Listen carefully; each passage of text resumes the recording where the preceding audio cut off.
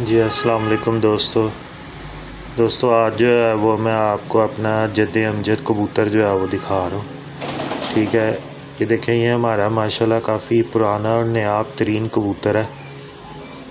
ठीक है, और आँख आप देखें, बहुत आला क्वालिटी की जो है वो आँख है इसकी। ठीक है, इस कबूतर की उम्र तकरीबन 15 साल हो गई हुई है। ठीक है, तो ये हमने इसको जो है वो अपने जोड़ों में जो है वो डाला हुआ है और बहुत अच्छा रिज़ल्ट है इसका। ठीक है, तो इसका मेरे पास अभी एक बच्चा भी पला हुआ है।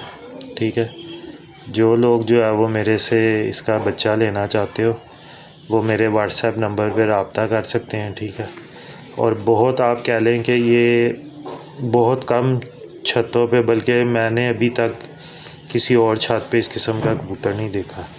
बहुत बहुत शुक्रिया।